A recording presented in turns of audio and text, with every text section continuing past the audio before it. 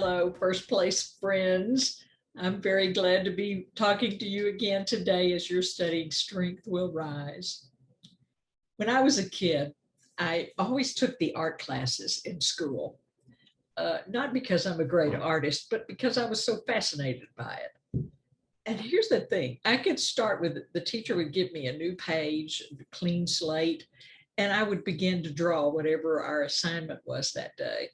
And I would draw and draw and draw. And then about halfway or 2/3 of the way through my drawing, I would make a huge mistake. It happened to me so many times. And my beautiful tree or my beautiful landscape or whatever it was we were drawing would be ruined. And I would be so discouraged.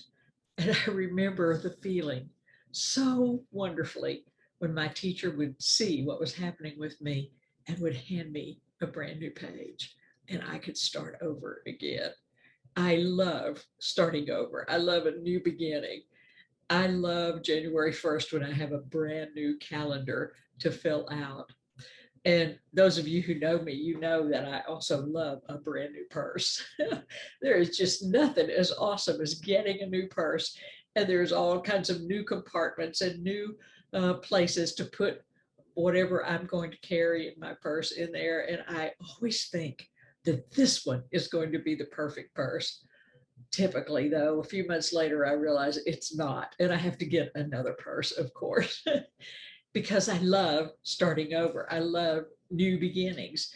And that's what the book of Joshua is. It's a new beginning. It was a new beginning for them, but it's also a new beginning for us. When we move forward and when we can begin to triumph over our failures and over our enemies, it's a study of how we do the impossible. Think about it. Joshua, he was a farmer slave, but he had been given a fresh vision as to what the future would be in the promised land. He had big, bold faith and a renewed passion, and strength rose up into him, and he was known as a mighty, mighty warrior. When they came up to the place of the River Jordan, and there was a barrier there, it was the barrier between the wilderness, their old life, the way they had lived just wandering around, and the promise of the promised land. It was the border between their old life and their new life, from aimless wandering to abundance and to rest, as Hebrew calls it. Wonderful, amazing opportunities just on the horizon, just across the river. Actually, sometimes theologians will call the book of Joshua a hinge in the Old Testament, like where it changes because the wilderness is over and they had had their Red Sea moment and they had gotten stuck in the wilderness, but now everything is in front of them. And it's not going to be easy for them. There are walled cities that they have to conquer. There are fierce enemies, even giants, that they have to conquer. And there are obstacles all along the way. You and I have a promised land, that abundant life that Jesus promised in John 10:10. I've come that you might have life and that have it more abundantly. He promised us that. That's our promised land. And it's the same as theirs. It's like a hinge. It's like we have to step over the barrier, but it requires us to be faith-filled in our lives, in our hearts. It requires us to be strong. It requires that strength to rise up in us. It requires us to move into the new land. And the truth is, you and I can move into our promised land, to be the person God wants us to be. In fact, to be more than we ever dreamed possible. But we've got to overcome some issues. For some of us, that issue is a food issue. We have to overcome it in order to live in our new promised land. For some of us, it might be other issues like anger or unforgiveness. And unless we deal with them and win the battles over those issues, we will not enter the promised land. We want to become former wilderness wart. That's easy for me to say. We want to become former wilderness wanderers and to become courageous conquerors. And look, this book, this study that we're doing, it's a lot more than just history. It's our marching orders. It's like we were prisoners and we were slaves and we were wanderers, but now we can be conquerors. The wilderness was not the path to wholeness and wellness. The wilderness was a place of complacency. And now there has to be a big change.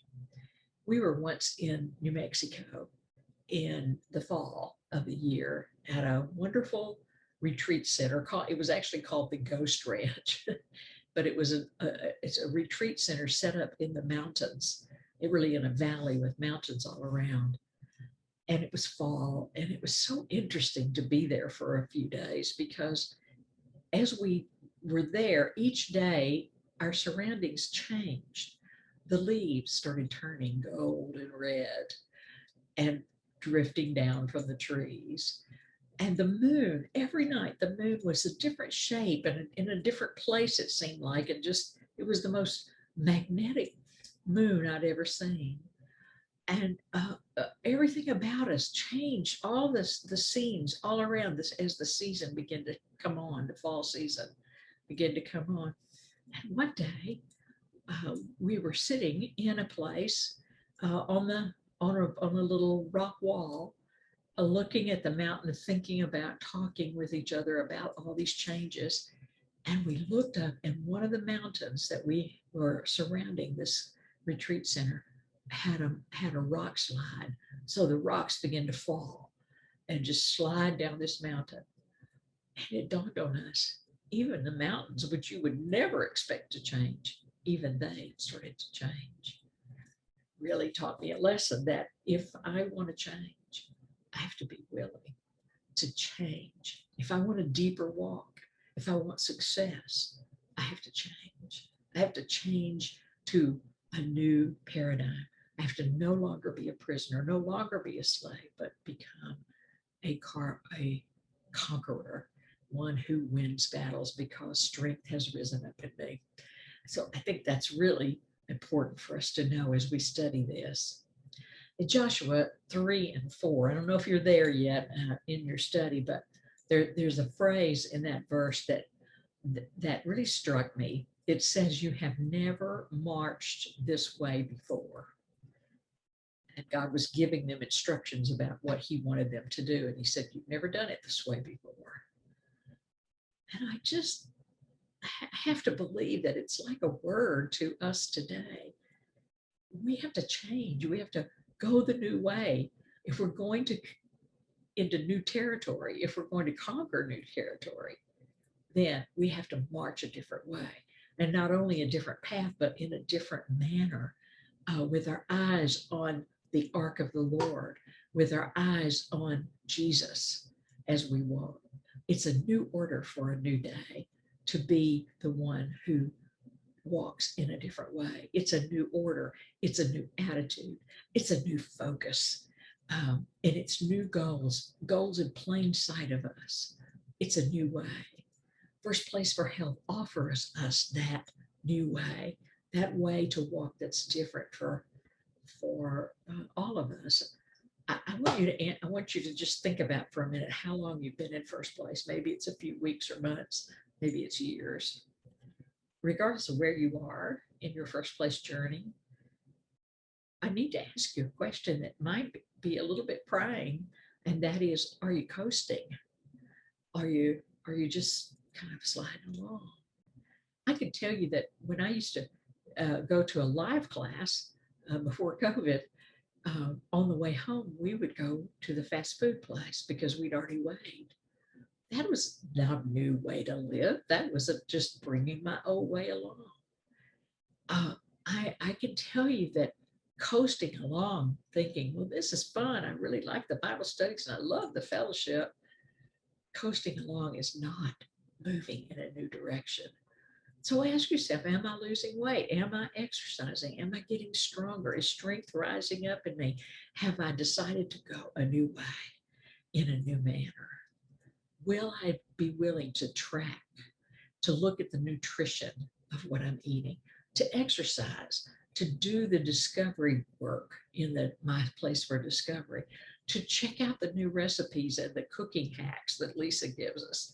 Am I going to do that? Am I going to go that way? Or am I just going to run alongside the river? Am I going to cross the River Jordan, or am I going to just run alongside of it, complacent and thinking of all those unfulfilled dreams? I hope that you will take a new way. I hope that you will decide today. Today is the day that I am going to walk a new way. Today is the day that I'm going to cross the Jordan into my promised land where God has great plans for me. I hope today is the day for you. By the way, a year from now, you'll be so glad you started today.